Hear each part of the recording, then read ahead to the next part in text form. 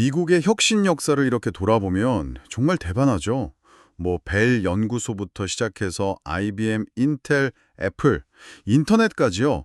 세상을 바꾼 기술들이 정말 끊임없이 등장했으니까요. 네, 맞습니다. 그런데 지금 또 한 번 엄청난 변화의 물결이 오고 있는 것 같습니다. 느껴지시죠? 아, 그럼요. 특히 AI, 이 인공지능을 중심으로 한 기술 혁신은요, 이전과는 아예 다른 차원의 변화를 예고하고 있습니다.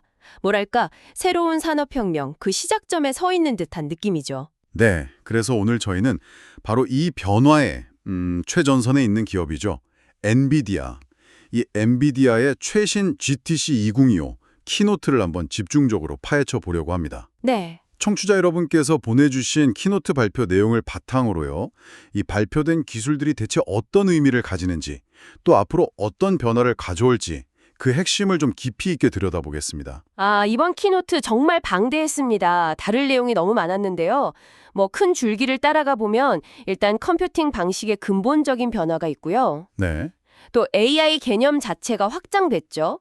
그리고 통신이라던가 양자 컴퓨팅 같은 새로운 플랫폼들이 등장했고, AI 팩토리라는 개념, 이거 아주 흥미롭던데요. 이런 비전까지 논의할 거리가 정말 많습니다. 맞아요. 이게 단순히 어떤 기술이 나왔다, 이게 아니라 그래서 이게 왜 중요하고 우리한테 어떤 의미인가 이런 질문에 좀 답을 찾아보는 시간이 될 것 같습니다. 자, 그럼 어디서부터 시작해 볼까요? 역시 컴퓨팅 환경 변화, 이거부터 짚어야겠죠? 네, 그게 순서일 것 같습니다. 이제 오랫동안 반도체 산업에 거의 뭐 황금률이었던 무어의 법칙, 그리고 데나드 스케일링, 이게 이제 한계에 왔다는 건 뭐 잘 알려진 사실이잖아요. 그렇죠. 칩에 트랜지스터를 아무리 많이 넣어도 예전만큼 성능이 빨라지지도 않고 전력 효율도 그닥 좋아지지 않는다는 거죠. 그러니까 CPU만으로는 더 이상 성능 향상을 기대하기가 좀 어려워진 그런 상황입니다. 아, 바로 그 지점에서 엔비디아가 진짜 오랫동안 준비해온 가속 컴퓨팅, 네. 이게 대안으로 딱 떠오른 거군요. CPU랑 같이 GPU를 써서 연산 속도를 확 높이는 방식. 맞습니다. 그리고 이 GPU를 프로그래밍 할 수 있게 해주는 핵심 기술이 바로 쿠다고요. 아, 정말 중요한 포인트입니다. 가속 컴퓨팅은 기존 CPU 방식하고는 좀 달라서요. 소프트웨어를 거의 뭐 새로 짜야 해요. 아, 그게 장벽이겠네요. 이게 엄청난 장벽이거든요. 그런데 쿠다는 좀 달랐어요. 세대를 거듭하면서 호환성을 계속 유지했고 또 방대한 개발자 생태계를 구축했습니다. 덕분에 개발자들이 GPU를 활용해서 온갖 종류의 문제를 해결할 수 있게 된 거죠.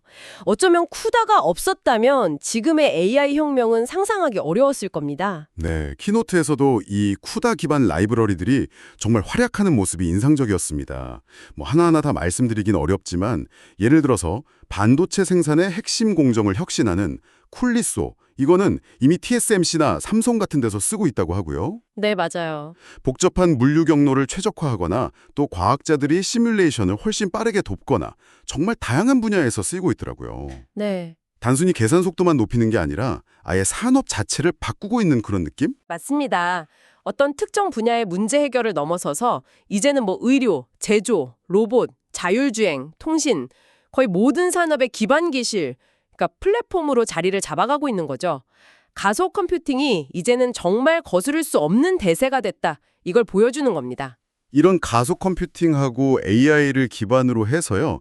첫 번째 주요 플랫폼 전환 발표가 바로 통신 분야였죠. 아, 네. 현재 우리나라 무선 통신 인프라가 좀 외산 의존도가 높잖아요. 이런 상황에서 6G 시대를 딱 맞아서 AI를 접목한 새로운 플랫폼으로 아예 판도를 바꾸겠다. 이런 의지를 보인 것 같아요. 네, 그렇죠. 통신 장비의 강자죠. 노키아와의 파트너십이 눈에 딱 띄었는데요. 엔비디아가 공개한 아크라라는 플랫폼이 있습니다. 이건 CPU, GPU, 네트워킹 기술을 하나로 딱 통합해서 무선 통신 기능 자체를 그냥 소프트웨어로 정의해버리고요. AI 연산까지 동시에 처리할 수 있게 설계됐어요. 기존의 하드웨어 중심 통신 장비랑은 완전히 다른 접근 방식인 거죠. 소프트웨어로 정의된다. 그러면 훨씬 유연하고 프로그래밍하기도 쉬워지겠네요. 게다가 AI 처리까지 가능하다면 와, 이거 활용도가 정말 높을 것 같은데요? 크게 두 가지 측면에서 혁신적이라고 볼 수 있습니다. 첫째는 AI for RAN, 그러니까 AI를 이용해서 무선 통신망 자체를 최적화하는 겁니다. 아, 망 자체를요? 네, 예를 들면 실시간으로 전파 환경을 쫙 분석해서 빔포밍을 최적화한다든지 하면 주파수 효율을 높일 수 있고요. 또 전력 소모도 크게 줄일 수 있습니다. 전 세계 전력의 상당 부분을 이 통신망에 먹는다는 걸 생각하면 이게 의미가 꽤 크죠. 그렇겠네요. 두 번째는 AI on RAN입니다.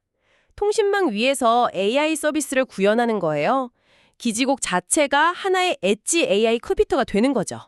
뭐 공장 자동화라던가 스마트 시티 같은 산업용 AI 서비스에 완전히 새로운 길을 열어줄 가능성이 있습니다. 와, 통신 분야의 변화가 정말 기대되네요. 통신에 이어서 두 번째 플랫폼 전환은 양자 컴퓨팅 분야였습니다. 리처드 파인만의 그 오래된 비전이 드디어 현실화될 수도 있겠다. 뭐 이런 이야기와 함께 나왔죠. 네, 양자 컴퓨터, 이 엄청난 잠재력을 가진 건 맞는데 아직 해결해야 할 숙제가 많습니다. 큐비트 자체가 너무 불안정해서 오류가 너무 쉽게 발생하고요. 또 이 오류를 바로잡는 과정이 극도로 복잡하거든요. 그래서 엔비디아는 QPU, 그러니까 양자 컴퓨터만으로는 좀 한계가 있고 강력한 GPU 슈퍼컴퓨터와의 연결이 필수적이다. 이렇게 주장을 했어요. 네. GPU가 양자 오류 정정을 실시간으로 막 계산해주고 AI가 큐비트 보정이나 제어를 돕고 또 양자 알고리즘이랑 고전 알고리즘을 결합한 하이브리드 방식 연구도 가능하게 한다. 뭐 이런 거죠. 네, 맞습니다. 이를 위해서 QPU랑 GPU를 초고속으로 연결하는 NVQLink라는 인터커넥트, 그리고 이 둘을 아주 매끄럽게 조율하는 소프트웨어 플랫폼 QDIG를 발표했습니다. 핵심은 그거죠. 양자 컴퓨터의 약점인 오류 처리와 제어, 이걸 GPU가 보완해주면서 동시에 미래의 큐비트 수가 막 늘어라도 대응할 수 있는 확장성까지 확보하겠다. 이겁니다. 들어보니까 17개 양자 컴퓨터 기업하고 미국 에너지부 DOE 연구소들이 지지를 표명했다고 하던데 이 정도면 이 하이브리드 방식이 업계의 어떤 중요한 방향으로 인식되고 있는 것 같네요. 그렇죠. DOE와의 협력으로 7개의 AI 슈퍼컴퓨터를 또 추가로 구축한다는 발표도 있었는데요. 이건 미국의 과학기술 리더십 강화 목표와도 딱 맞아떨어지는 부분입니다. 네, 컴퓨팅 기술이 정말 과학 연구의 핵심 도구라는 걸 다시 한번 느끼게 하는 대목이네요. 자, 그럼 이제 AI 자체에 대한 이야기로 좀 넘어가 볼까요? 키노트에서는 AI를 그냥 뭐 챗봇 정도로만 생각하는 건 너무 좁은 시각이다. 이렇게 지적을 했어요. 네, 맞습니다. AI가 단순히 새로운 앱이나 서비스가 아니라 컴퓨팅의 작동 방식 그 자체를 근본적으로 바꾸고 있다. 이 점을 강조했습니다. 예전에는 사람이 코드를 짜서 CPU로 돌렸다면 이제는 데이터를 통해서 기계가 학습하고 머신러닝, 그 결과가 GPU에서 실행되는 방식으로 전환되었다는 거죠. 아하. 그러면서 새로운 컴퓨팅 스택을 제시했는데 이게 순서가 이렇습니다. 에너지, GPU 인프라, 그 다음에 토큰, 모델, 애플리케이션 이런 순서예요. 여기서 토큰이라는 개념이 참 흥미로웠어요. AI가 이해하는 정보의 기본 단위인데 이게 텍스트뿐만 아니라 이미지, 비디오, 3D, 뭐 화학물질, 단백질 구조, 유전자, 심지어 로봇의 동작까지 모든 걸 다 토큰으로 표현할 수 있다. 그렇죠. 일단 토큰화만 되면 AI가 마치 언어를 배우듯이 그 의미를 파악해서 번역하고 응답하고 생성까지 가능해진다. 이런 설명이었죠. 맞습니다. 이게 AI의 적용 범위를 정말 무궁무진하게 확장시키는 거죠. 물론 이걸 위해서는 문제 종류에 따라서 다양한 AI 모델 아키텍처가 필요합니다. 키노트에서도 트랜스포머 말고도 여러 유형의 모델들을 언급하면서 AI가 계속 진화하고 있다는 걸 보여줬고요. AI에 대한 또 다른 중요한 관점이 있었는데 AI가 과거의 소프트웨어처럼 그냥 단순한 도구, 뭐 엑셀이나 브라우저 같은 도구가 아니라 스스로 일을 수행한다는 점이었어요. 네, 그거죠. 엑셀은 우리가 쓰는 도구지만 AI는 스스로 웹브라우저를 사용해서 정보를 찾거나 코딩 도구를 써서 코드를 짜거나 심지어 자동차를 운전하는 일을 한다는 거죠. 바로 이 차이가 경제적으로 엄청난 파급력을 갖는다는 겁니다. 기존 IT 도구 시장이 대략 1조 달러 규모라고 하면 이 일을 하는 AI는 노동력을 증강시키고 생산성을 높여서 100조 달러 규모의 전 세계 경제 활동 자체에 직접적인 영향을 미칠 수 있다. 이런 분석입니다. 와, 100조 달러요? 네. 그러니까 AI가 단순한 기술 트렌드를 넘어서 정말 산업혁명과 같은 변화를 이끌 잠재력이 있다. 이런 뜻이죠. AI가 일을 하고 그 결과물로 토큰을 생산한다. 이런 관점에서 보니까 AI 팩토리라는 개념이 아주 자연스럽게 연결되는 것 같습니다. 정확합니다. AI는 단순히 요청에 응답하는 걸 넘어서요. 지속적으로 상황을 이해하고 추론하고 계획을 세우는 아주 복잡한 사고, thinking 과정을 거칩니다. 이 과정에 정말 막대한 연산력이 필요하고요. 네. 그래서 AI 팩토리는 그냥 데이터 센터가 아니에요. 자동차 공장이 자동차를 대량 생산하듯이 지능적인 토큰을 가장 효율적이고 저렴하게 대량 생산하는데 특화된 시설, 이걸 의미하는 새로운 개념인 겁니다. 최근에 AI가 이렇게 급격히 똑똑해진 배경으로 모델의 진화 단계를 설명한 것도 참 인상 깊었어요.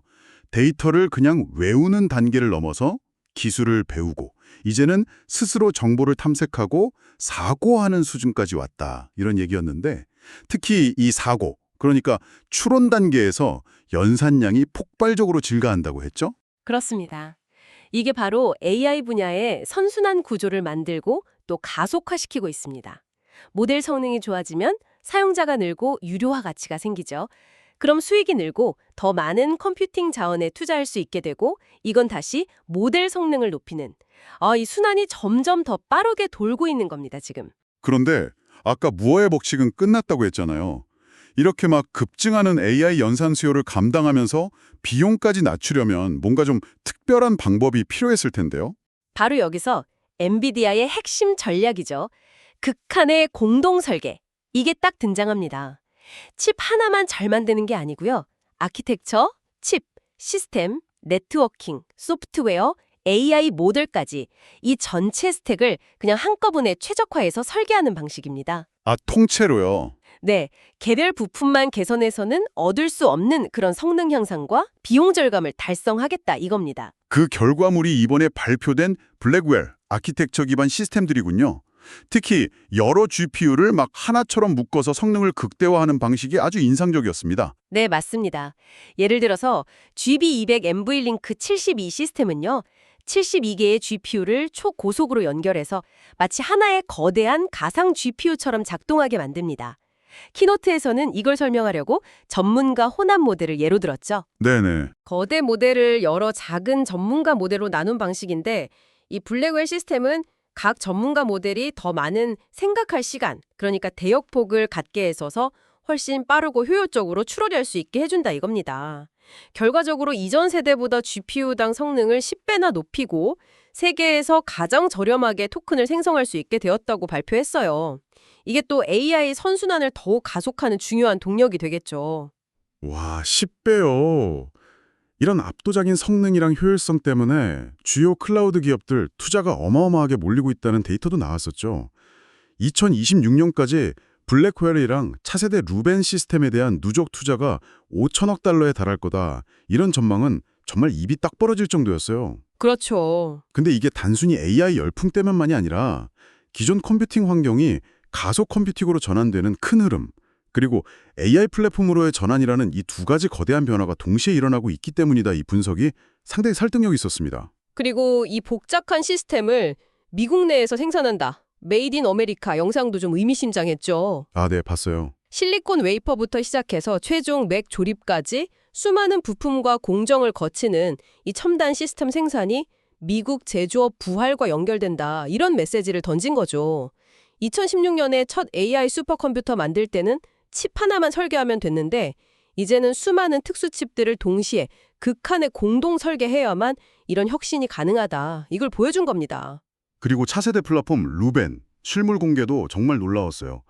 케이블 하나도 없이 완전히 액체 냉각으로 작동하고 또 모듈식으로 설계돼서 성능과 효율을 극대화했다는 점이 뭔가 미래 컴퓨팅의 모습을 미리 보는 듯했습니다. 네, 특히 AA와의 대화 램렉을 저장하고 처리하는 케글 캐싱, 이걸 전담하는 블루필드4 같은 특수 프로세서의 등장은요, 시스템 설계가 얼마나 복잡하고 정교해지고 있는지 잘 보여주는 사례죠. 그렇죠. 엔비디아가 칩이랑 시스템을 넘어서서 이제는 AI 팩토리 전체를 설계하는 단계로 나아가고 있다는 점도 주목해야 할 것 같아요. 이를 위해서 옴니버스 DSX라는 디지털 트윈 플랫폼을 선보였잖아요. 네, 맞습니다. 이건 마치 건축가가 건물을 짓기 전에 3D 모델로 시뮬레이션 하듯이 초대형 AI 팩토리를 가상 공간에서 설계하고 구축하고 심지어 운영까지 최적화하는 그런 플랫폼입니다. 디지털 트윈 안에서 여러 파트너사들이 협력해서 최적의 레이아웃을 짜고 시뮬레이션으로 효율을 검증하고 실제 건설 시간까지 단축할 수 있다. 이런 거군요. 네. 심지어 운영 단계에서도 AI 에이전트가 전력 사용량이나 냉각 효율을 실시간으로 최적화한다니 야, 정말 공상과학 영화 같아요. 그렇죠. 근데 이게 먼 미래의 얘기가 아닌 게 버지니아에 실제 AI 팩토리 연구센터를 짓고 차세대 플랫폼 루벤을 테스트한다고 하니까요. 정말 현실로 다가오고 있는 기술입니다. 자, 그리고 오픈소스 AI 모델의 중요성에 대한 언급도 있었죠. 이제는 특정 기업이 독점하는 시대를 넘어서 오픈소스를 통해서 더 많은 개발자들과 기업들이 AI 혁신에 참여하고 있다. 이런 흐름을 강조했습니다. 네, 엔비디아 스스로도 주요 오픈소스 기여자라는 점을 내세우면서요. 언어 모델뿐만 아니라 과학, 생물학 등 다양한 분야의 오픈소스 모델 개발에 기여하고 있다고 밝혔습니다. 이게 AI 기술의 저변을 넓히고 생태계를 활성화하는 데 아주 중요한 역할을 하죠. 이런 기반 위에서 엔비디아 중심의 생태계가 얼마나 넓게 확장되고 있는지도 보여줬어요.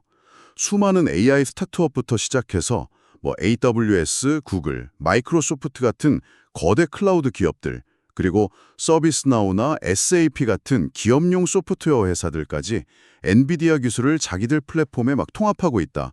이 점을 강조했죠. 새로운 파트너십 발표도 이런 맥락에서 이해할 수 있습니다.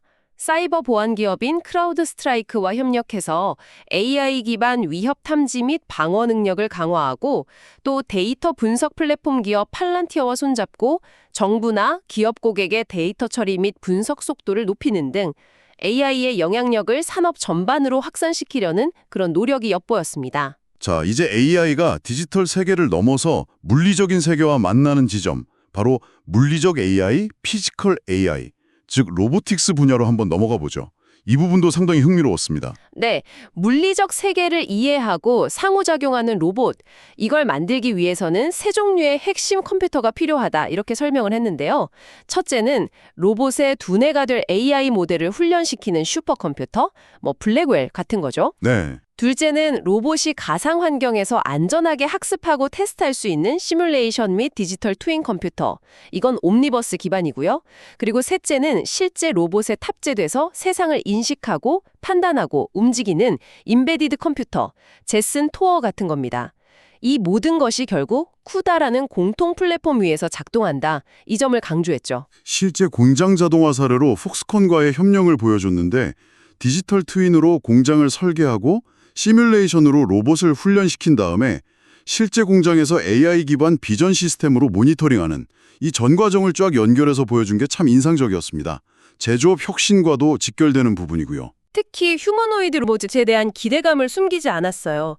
피겨나 테슬라봇 같은 로봇들이 미래에는 공장뿐 아니라 우리 일상생활에도 들어올 수 있다. 그리고 이건 엄청난 규모의 새로운 시장을 열 것이다. 이런 전망이었죠. 네. 관련해서 피겨 외에도 물류창고 로봇 기업 에길리티, 또 수술 로봇을 개발하는 존슨앤존슨, 그리고 디즈니 연구소의 그 귀여운 로봇 블루 등 다양한 파트너십을 소개하면서 로보틱스 분야에 대한 강한 의지를 보였습니다. 마지막 로보틱스 주제는 바퀴 달린 로봇, 즉 자율주행차, 그중에서도 로보택시였습니다. 이 시장이 드디어 본격적인 성장 단계에 접어들었다. 이런 진단이었죠. 네, 엔비디아는 드라이브 하이페리온이라는 표준화된 하드웨어 및 소프트웨어 플랫폼을 제시했습니다. 자동차 제조사들은 이 플랫폼 기반으로 로보택시용 차량을 만들고요. 자율주행 기술 기업들은 여기에 자신들의 AI 소프트웨어를 얻는 방식입니다. 아, 플랫폼으로 딱 표준을 잡겠다. 그렇죠. 이미 여러 자동차 회사와 자율주행 기술 회사들이 이 플랫폼을 채택했거나 개발 중이라고 언급하면서 시장 표준으로 자리매김하려는 전략을 분명히 했습니다. 그리고 차량 공유 서비스의 대명사죠. 우버의 파트너십 발표는 그 정점을 찍은 것 같아요. 드라이브 하이페리온 기반 로보택시들을 우버 네트워크에 통합해서 미래에는 앱으로 그냥 자율주행 택시를 부르는 게 일상이 될 거다. 이런 비전을 제시했죠. 정말 방대한 내용이었는데 그래도 큰 흐름을 놓치지 않는 게 중요해 보입니다. 네.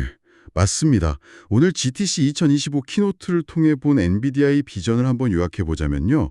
컴퓨팅의 근본적인 변화, 즉 가속 컴퓨팅과 AI의 진화, 토큰 중심, AI as 워크 같은 이런 두 개의 큰 축을 중심으로 해서 극한의 공동 설계를 통해 AI 연산 비용을 확 낮추고 AI 팩토리라는 새로운 산업을 만들겠다. 뭐 이런 거겠죠? 네. 이를 위해서 통신 ARC, 양자 MV 링크, 자율주행 하이피리언 같은 새로운 플랫폼들을 제시하고 또 디지털 트윈 옴니버스 DX와 오픈소스 생태계를 적극 활용하면서 궁극적으로는 로보틱스를 통해서 물리적인 세계까지 AI의 영향력을 확장하겠다. 이런 로드맵을 제시한 것으로 정리할 수 있겠습니다. 맞습니다.